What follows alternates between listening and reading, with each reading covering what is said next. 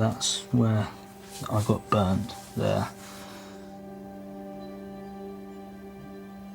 My scars tell a story. That's a stab wound there.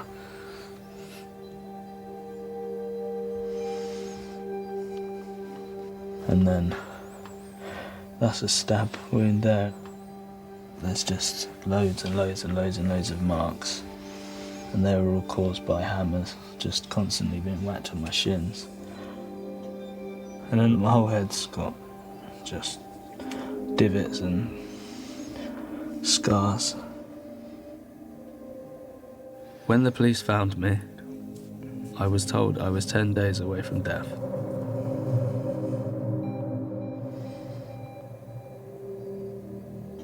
I was in love with Jordan, and it took me a long time to have the courage to say she was abusing me. People always ask me, why didn't you walk away? But it's so complicated. As each day goes by, I'm understanding it more.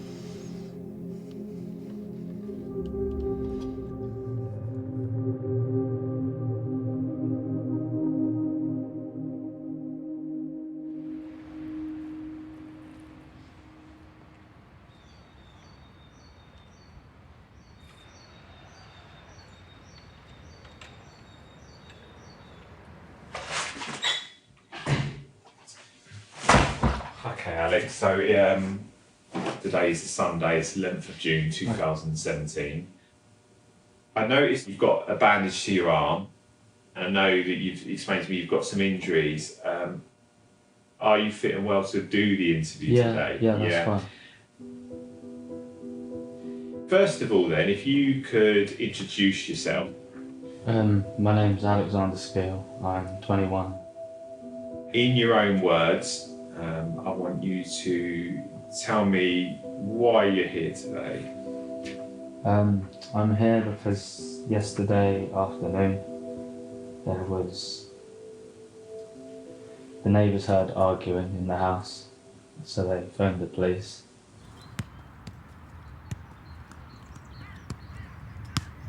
I grew up in Bedford.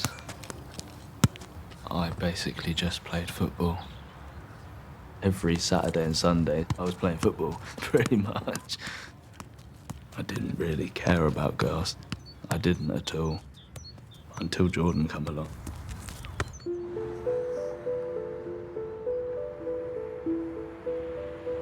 My friend was in a college performance, so I went to it, and she'd come to see her friend. We just started talking, and I was a bit surprised, because I'd never really spoke to many girls at all. It felt quite cool. It was quite nice to say to people, you know, what did you do at the weekend? Oh yeah, I met up with Jordan. She was very caring, confident, loving. She just showed a real interest in me. Where's Alex now? I just want to sort everything out. Start again. Yeah. Yeah. You're both very young, aren't you? How old are you? 22 and Alex 21. Okay. So what you were doing? I was holding a knife. I just Tell me, wanted him to come in the house. tell me about the knife. It was a big one from the kitchen. I think it was a bread knife. I'm not actually sure. So how far do you think the knife went in, Jordan?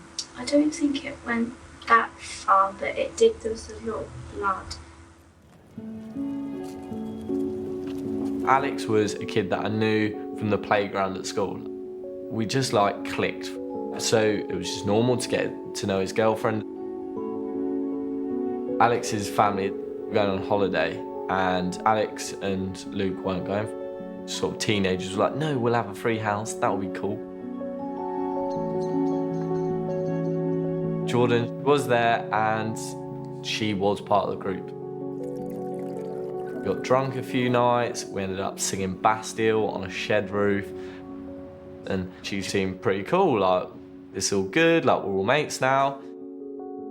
She was friendly when we first met, She was always quite quiet as well, quite timid. Everyone loved her. Everyone thought she was lovely. Everyone thought she was just delightful. He was just absolutely smitten by her, absolutely loved her to bits.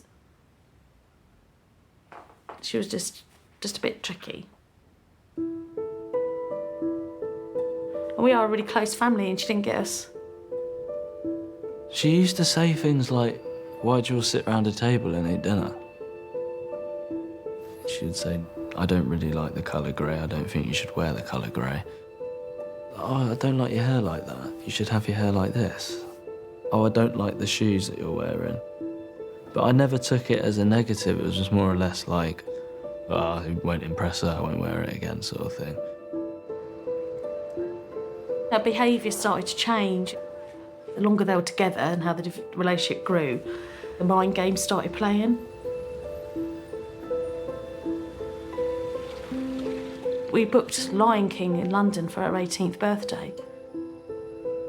We had a great time, it was lovely. And then Alex messages at like midnight going, "She's gone, I don't know where she is." I went into the toilet and I come out and she'd just disappeared. I didn't know where she'd gone. We were all just like looking around for about an hour.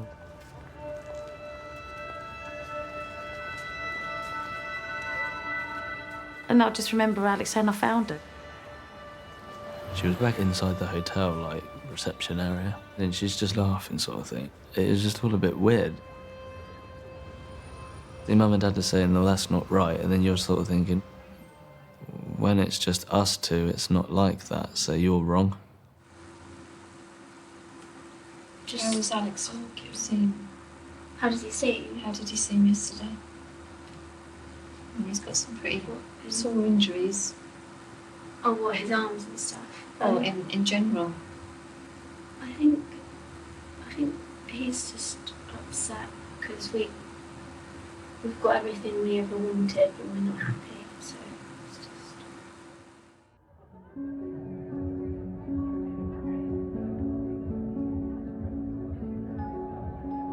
Alex's mum wanted a big bash for her boys. She loves to show off her boys. And to be fair, like, they were doing so well. Like, Luke had just got into uni, Alex was going on to college. I was like really excited for that A team. It seemed like it was going to be really good. I hired a hall and we had special invites made. He had a Leeds United cake, as he would. There was my mum's friend's daughter that used to come round quite a bit, and Jordan said, "She's there, I'm not gonna go," sort of thing. And I said, "Well, I don't know if she is actually going." And she was there. And then, like, halfway through the party, suddenly there's shouting. Jordan targeted a 15-year-old girl, my best friend's daughter. Beautiful girl, very attractive. She just screamed abuse at her. He was spending time with his family, his friends, and she just wanted Alex all to herself. The music just was stopped. Alex was sobbing. Jed was, "What do you think you're doing?" telling Jordan to leave the party and stuff like this. And Alex was like, "No, I want to stay at the party." There was like 100 odd people just staring at this argument, and the girl involved was my girlfriend. I took Alex away to the bathroom and he was just screaming like, "I need to look after her, I need to be with her, like, I love her." He was saying, "Look, leave her, she's not good." I was a bit clouded by what happened because obviously at the time I loved her and everything. I think it was about a week or two afterwards, I remember having a few arguments, and then she snapped my SIM card. It just a penny dropped, and I thought, she's just not right, everyone is right. I thought, no, I'm not doing this, I'm gonna go, that's it, I'm done.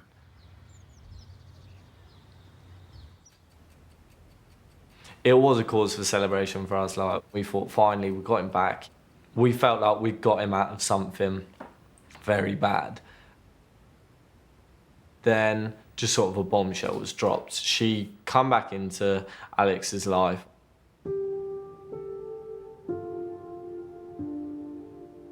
out of the blue. She got his friends to go and pick her up, to bring her here to tell her she was pregnant. And I'm like, yeah, right, that old chestnut, you can do a test in my house. You know, I'm not falling for that. So she did do a test in the house and she was pregnant. I said to Alex, you don't have to be with her, but you need to stand by her. So that's fine, I don't mind paying my way. But I was thinking, I can't be with you. There's just no way that's happening because I couldn't do with her. Constant mind games, time and time again. And then I didn't hear from her for a year.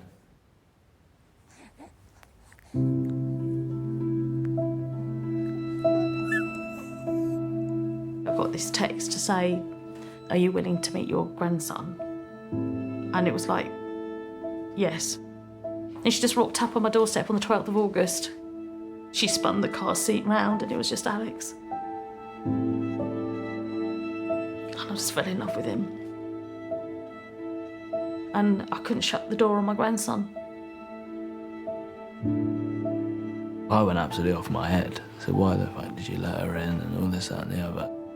And I went, I get that and I do understand what you're saying. I said, but please let me be his nan. And Mum was like, she seems lovely, she's changed. Being a mum's obviously changed her. A beautiful little boy there. We all gave her the benefit of the doubt. She's a mum now. You know, give her a chance. And we even said to Alex, give her a chance. Alex's mum arranged for him to meet the kid, but without seeing Jordan. And it was very much like, he was like, okay, like that's disassociated it a bit already. Like, I don't have to see her. He still hated her guts, but you can see his kid. I knew for about a week that I was going to be seeing TJ for the first time. And I sort of said, no, look, I want to do it with Grandad. We're close, really close. Whenever I was ill, I always wanted to be with Grandad. So I remember Grandad driving the car, he goes, he's a lovely little boy, you know. He's lovely. You'll love him. I just remember walking in and he's just lying there, kicking around, being a little monkey, basically. And I just thought, well, yeah, that don't really surprise me because that's what I'm like. It kind of all went a bit fast forward from there. Before we knew it, she was living with the Skills. She was lovely, couldn't fault her. And it was just this lovely, extended, happy family.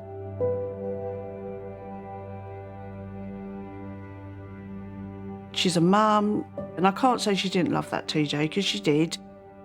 But at one point I said to her, so what is it about Alex you loved? You know, joking about, what is it? And she just said, oh, it's the best. It's just the best. It all seemed nice, too nice. And it was like, shit. And I said to Jed, I was like, I have a very bad feeling that he's falling for her again. And bloody hell, January 1st, Facebook official, they were together again.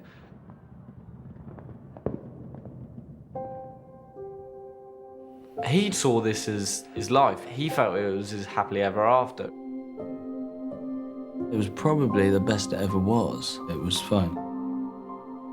I was happy, she was happy, TJ was happy. And then the cracks started coming. She just got back into his head to a point where you couldn't do anything to stop it.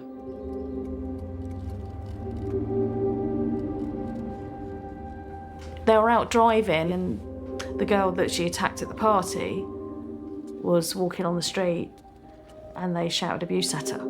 Of course, her mum rang me and said they're abusing her in the street. I said I wasn't happy with these mind games starting again. I thought we'd gone past that. I thought we'd all moved on and grown up. I said, we're not having it. So she packed all of TJ's stuff up and she told Alex he was to choose. It was definitely TJ. I didn't want to not see him. I thought, she won't let me see TJ anymore. and I've obviously bonded with him over the last 8 months or something. So I literally just moved out, and that was the last time I went home. He was only 19 when he went away, and my world fell apart, really. It was horrible. And I never saw Alex for 2 years.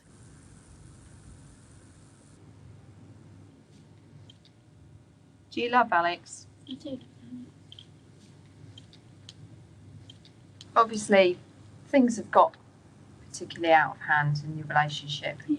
Okay. Alex has spent some time with us today, all right? And he's quite upset about what's happened. And he's told us some quite shocking things that have been going on.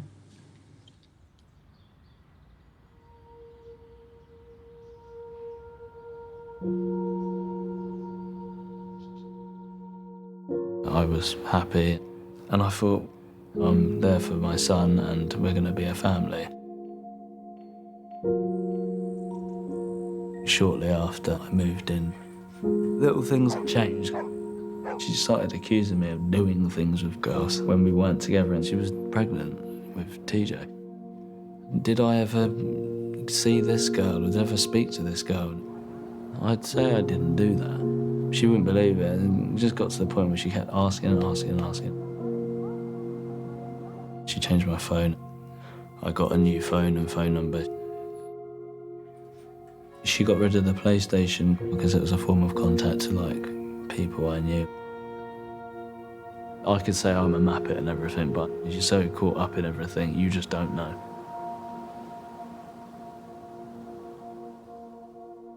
I didn't know where he was.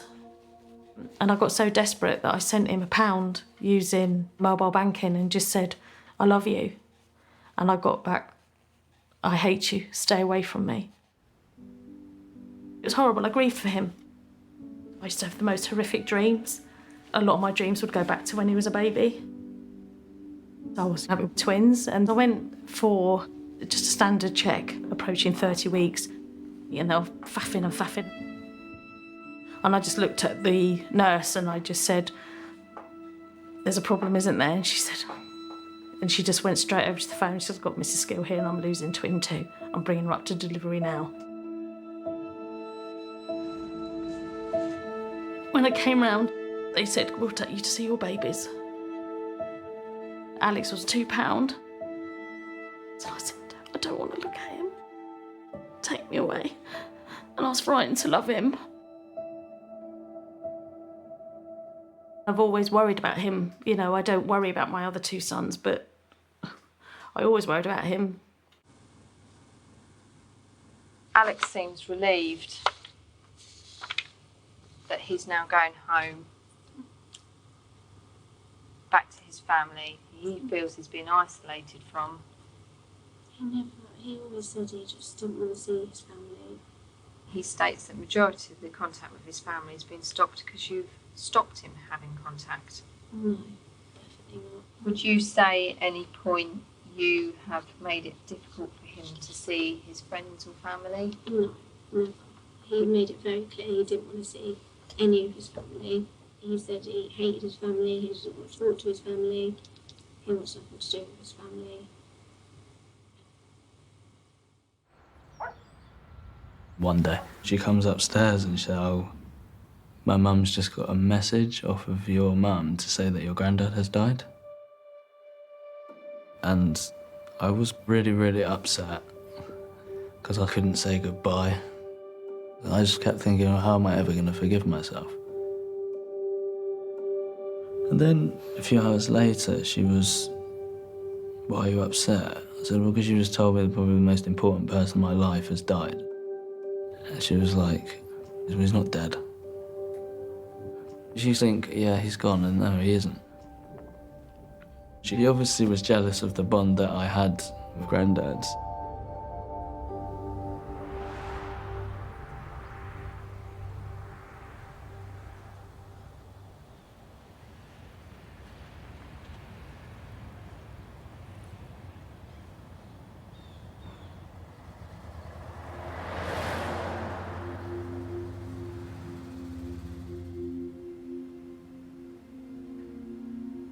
That first month, it was brilliant. It was really good. We had a nice house in a nice place. There was no arguing. And if everything carried on the way it was and kept going to plan, we'd have been absolutely fine. We'd have been more than fine. We decided that we would try for another child. And then straight away, we found out she was pregnant. And I thought, well, that's like amazing. I was really happy. But then everything just gradually got worse and worse and worse. I went to work. It was a really good job and I really enjoyed it. She told me that I needed to leave because it weren't good enough. I didn't like leaving. She was going to university. Jordan said, you're going to come to uni with me every day because I don't trust you at the home because you're going to go back to see your mum and dad without me knowing. I don't know how I got the money. She took my wallet off me. So then after that, I just went to uni with her every single day. Alex become a ghost. Like, he's untraceable. And he's missing all these massive things we'd spoke about years before. I literally could not listen to Bastille while he was away. Bastille would come on and I'd start crying in the middle of a club. We found a Facebook page of Alex, but his name was spelled A-L-I-X and his middle name was Thomas. And that was very weird.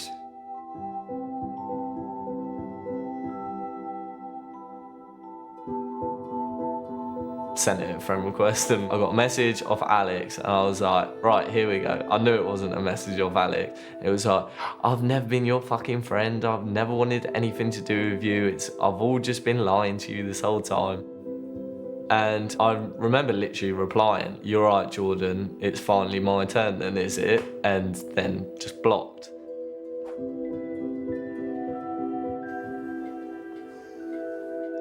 August 17th, 2016. What I said was, happy birthday, Alex. We miss you very much. Love you, Nan and Grandad. All I got was, don't message me again. And that really cut me out. I received a message from Alex's Facebook account. It said something along the lines of, are you still fat? Something she knew would potentially upset me. A Facebook page told me that they'd moved into a house in Stuartby. So we knew roughly where he was, but we didn't know where. I said, look, I'm putting a stop to this, I'm going to find him. I'm going to go and find him. A friend of mine who was brought up in Stuartby, he drove round as well. She loved elephants. My son George was with me and he said, there's an elephant in the window up there. So I said, it's got to be it then. So I banged on the door and all the lights went dead, black, nothing. And then at one point a downstairs light come on and I saw the outline of Alex going to the kitchen and then the light went out, went back upstairs. And I just said, he hates us. You know, when he's ready, we'll see him. But until then, we've just got to leave it. He says that you go at him about this period of time that you had a break in your relationship, okay? It always goes back to that, yeah. And that you question him relentlessly and that you go on about it a lot and that if he doesn't answer you, you then become violent towards him. We went to Winter Wonderland in London. She just accused me all the time of liking these girls.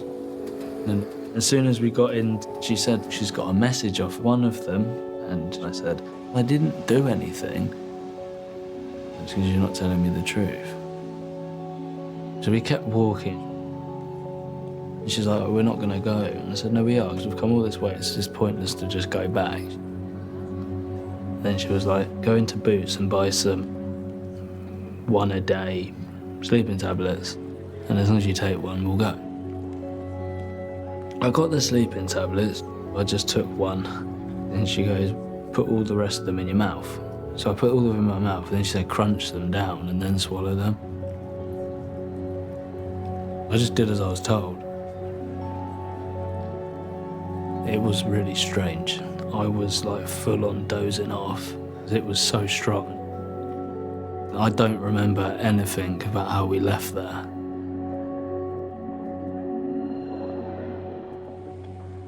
Alex has said that since mainly that you've been living at this address, he has almost been attacked or physically put through some sort of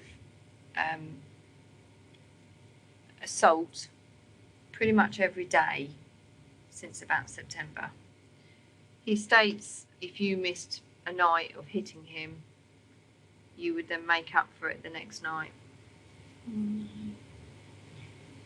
don't know why he would say that.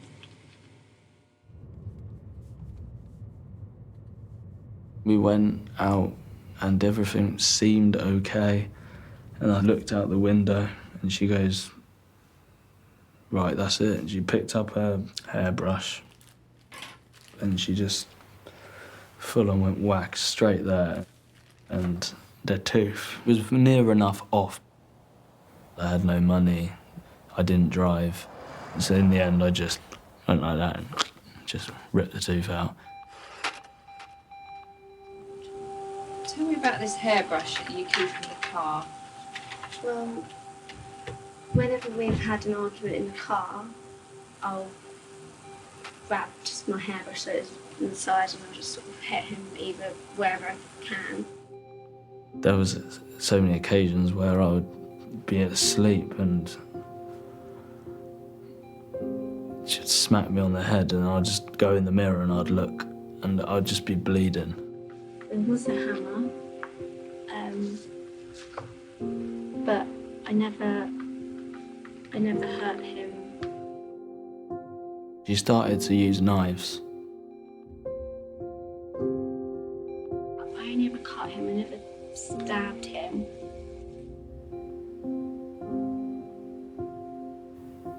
I wasn't eating properly. She didn't let me. Sometimes he said, oh, can we cook pasta? And I'll say no because I'm not hungry. She said, you're not allowed to sleep in the bed. So I slept on the floor. Yeah, that's very true. Me and TJ sleep in the bed. I could feel that my body was starting to shut down. I didn't want TJ to get hurt, so I was fighting to keep going because I didn't know what was going to happen if I was to leave. I was beside myself. We were angry, we were hurt, we were upset. It was horrible. It was always that missing link to us all.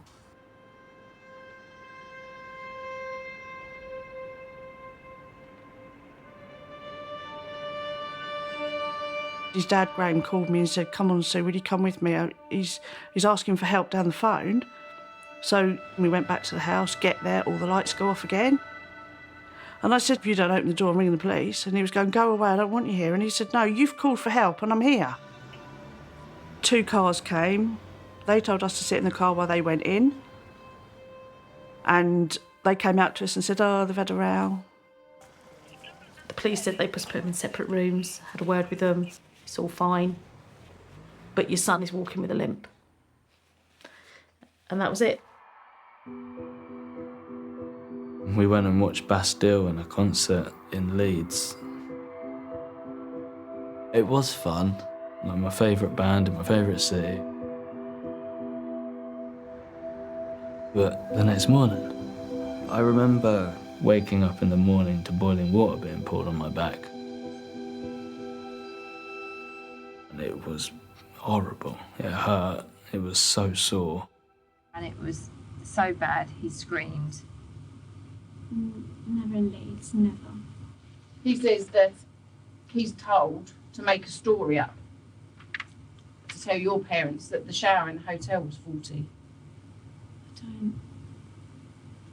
Sorry, I don't know why. Have you ever subjected him to a lie detector test? Yeah, Would you do that regularly? No, we only did it I think it was like one day we did it. She got a £5 lie detector and she told me to strap my hand in it. And she had a boiling water kettle. The lie detector buzzed to suggest that I was lying. I ran off and I just ended up just slamming the door shut.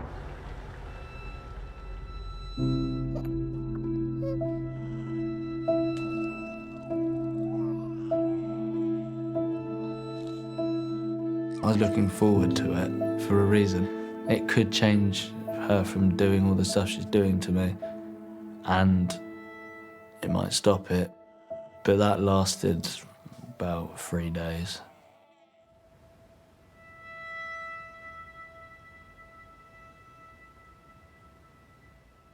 We would literally be up all night, and she'd just wait with a boiling water. And if it went cold, she'd just go and reboil it. I backed into the corner upstairs in like the study room, and she didn't do it with a little side. She lifted the whole lid up and just threw it. Yeah, I screamed, like full on screamed. A couple of days after that, she had a bread knife on her. And I tried to run off, and this hand was then cut across.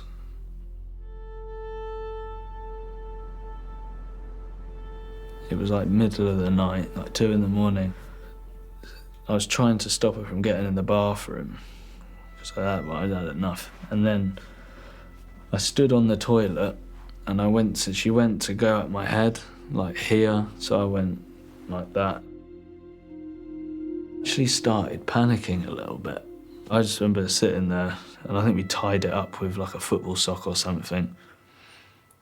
Tied it up really tightly on my wrist. The next thing, the police knock on the door and there's blue flashing lights.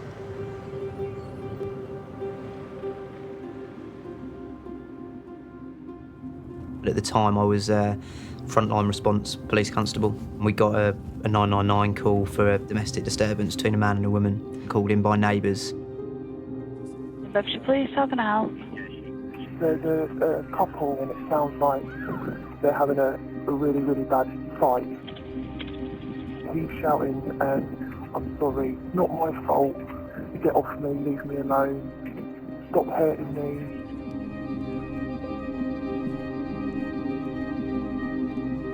We arrived, we had to do quite a bit of knocking and, police opened the door, shouting, and eventually Jordan came to the door and she looked fine. She was sort of casually dressed and didn't look dishevelled or anything, and she straight away said, oh, there's been a problem, Alex has hurt himself. She let us in and we went upstairs, and at the top of the stairs, Alex was sat with a towel wrapped around his arm and just blood everywhere.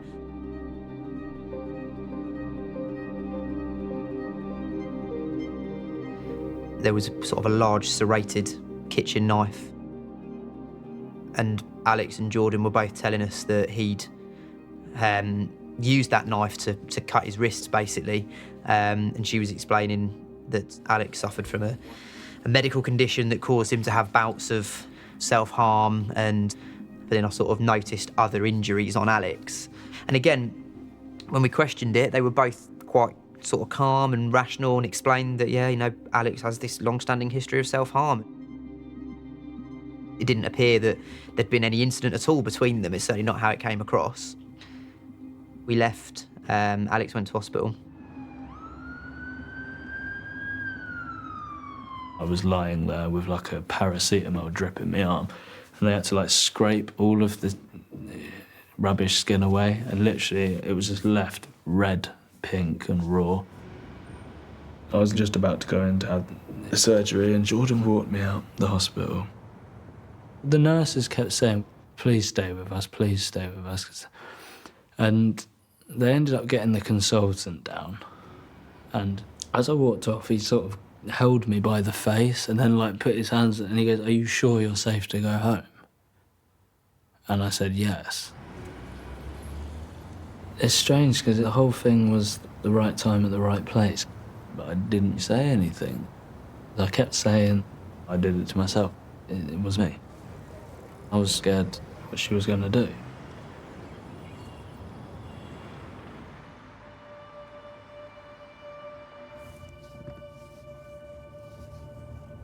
But something about it just didn't feel right. So I was on shift the next day, and as soon as I got on duty, the first thing I did was try and track Alex down.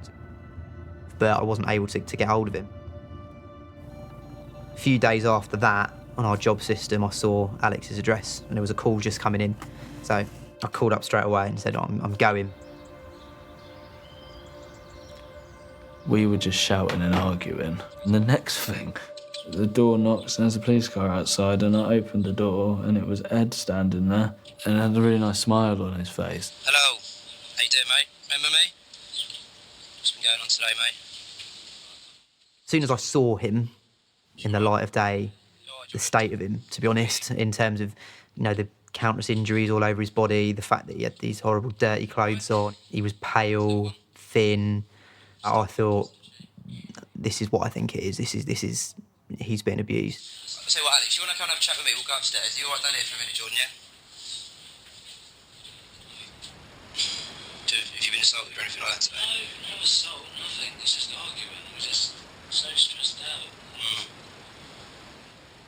Are you 100% sure, Alex? Yes, I'm 100% sure. I know you've said this to me the other night, and you're obviously saying it to me now, but are you 100% sure? Because you're not looking me in the eye, you're looking at the floor. So those injuries, you're saying you've done them to yourself. They could easily, because of where they are, they could easily not have been done to yourself, right? And just hear me out. Even in the house, he was not budging on his story at all. He was absolutely adamant, no, I do this to myself, I do it to myself. I didn't really want any commotion. I know if the police get involved, it would possibly be really difficult. I was always thinking, how would she react if I did anything wrong or not what she wanted? She would go off her head. That was what was running through my head the whole time.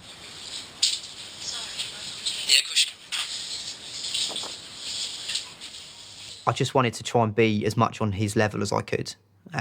He's a few years younger than me, but not a dissimilar age. We're both blokes. And I thought I need to get him out of this environment. Let me go down A&E, mate, and get her redressed. Grab a jacket and some shoes, mate, whatever you got, wallet, whatever. So, mate, are you coming back here tonight? From A&E? Yeah. And then I'm going to come back here tomorrow? Yeah. Okay, so you don't really need to come to me? So you know where each other are?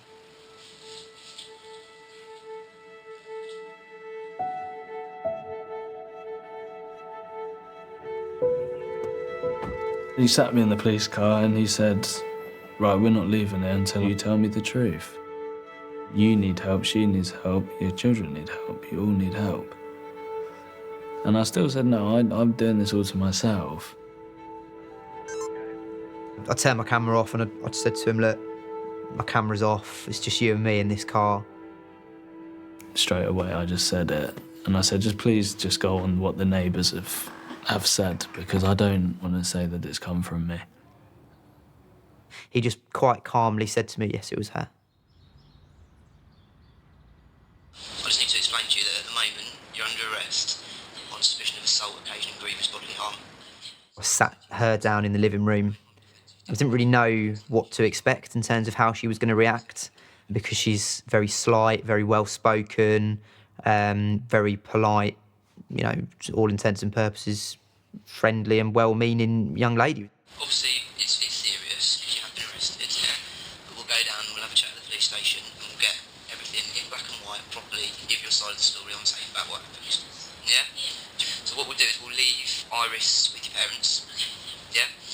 Are you happy with that? That's fine, yeah. Okay. And on the drive back, she was saying to me, so, how long do you think I'm going to be in? Do you think it'll be maybe an hour? I said, it might be a bit longer than that.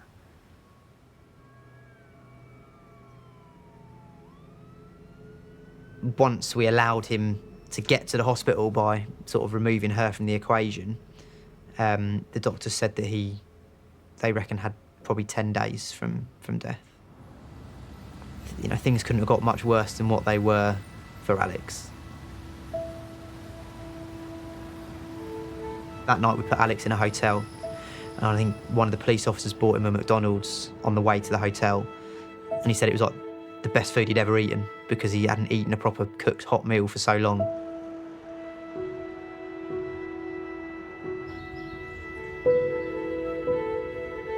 I had like a buffet breakfast in the morning and I was overlooking Bedford River. I actually sat there and I giggled to myself. There's me. I've got a T-shirt on which has bloodstains on it still because I didn't have any other clothes. I just looked a mess, bandages, and all these posh people in ties and that, and oh, it was a lovely bacon. And I'm sitting there just like, I don't care if I feel out of place here.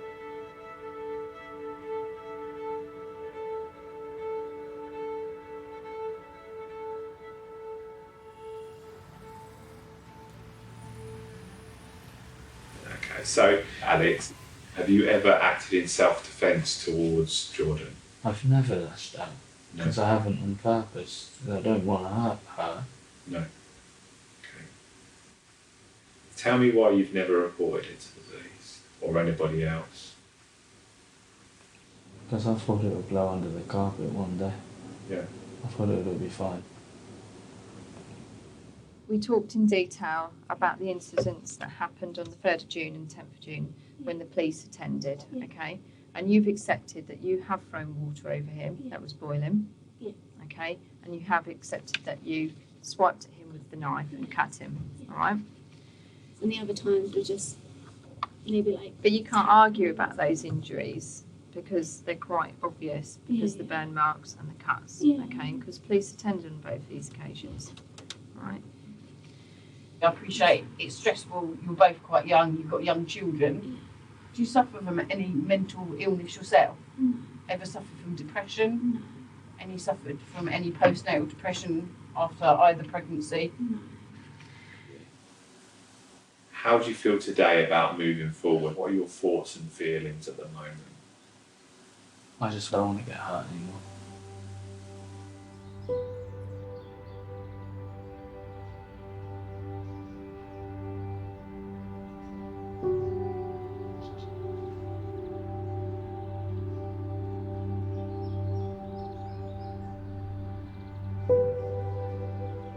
Phone was ringing and the phone call was the sergeant and she said, just to tell you your son is safe and well.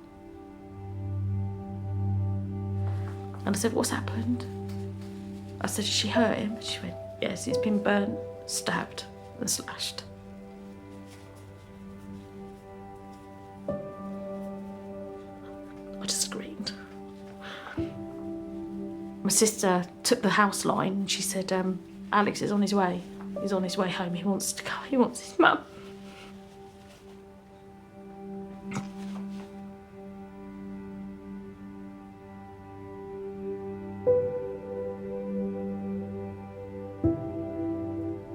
What he looked like coming up, he couldn't even barely walk up the path.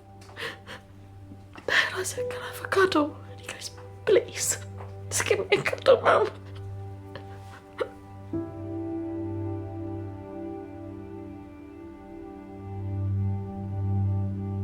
He said, I'm sorry. And he was, his body. He didn't even smell alive.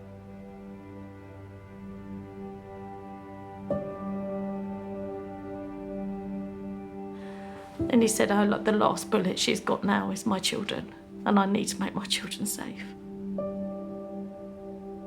And within 5 days, they're with us. And I just remember meeting my granddaughter for the first time. I didn't even know she was born.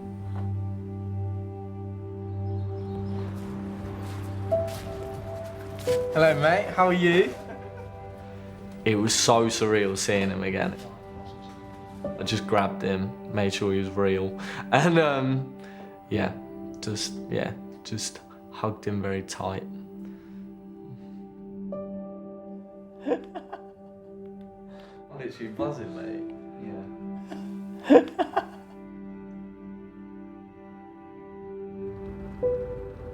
It was good to have him back. He was safe again. But it was just horrible to hear about what she did to him and what she put him through, especially when it's one of your best friends.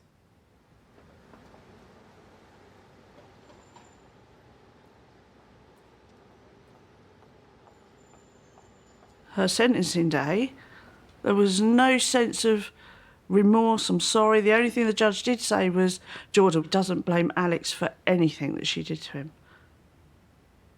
I think in her mind, the more she did and seeing him stay, the more she felt like he really did love her because he still stayed.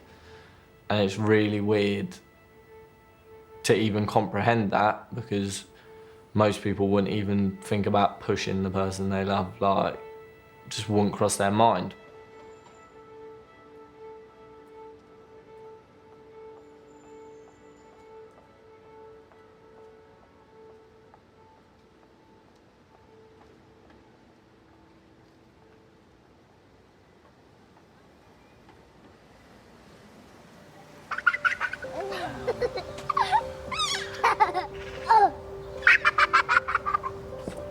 The day that she's going to prison, I felt so free.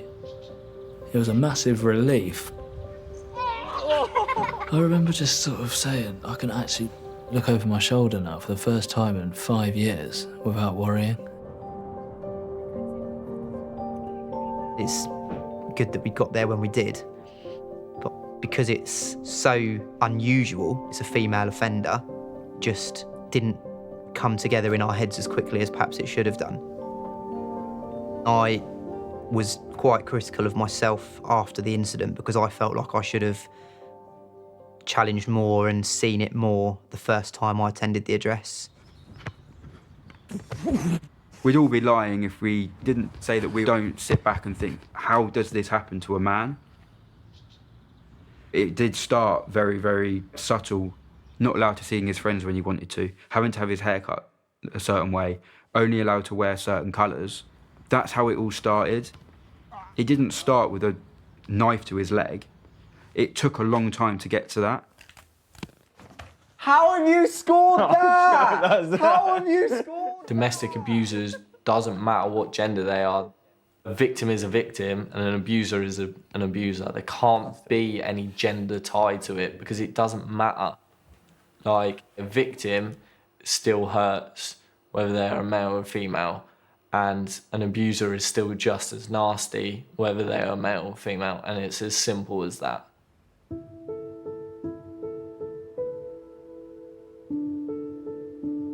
Now that I'm free from the relationship, I'm beginning to understand abuse better. And I hope I can help others understand it too. Right, spread around. No, Joe, you're just blocking the pass off. I'm starting with the football team I coach. They are sponsored by a domestic abuse charity. And I'm talking to professionals about how to recognise signs of abuse. It's going to be locally set up, and that's what the groups run out of. The memories will never leave me, but I'm learning how to cope. There you go, jumped in that looking mess. Thank you very much, I like that. You alright? I have so much support from my friends and family, and I'm building a future for me and my kids.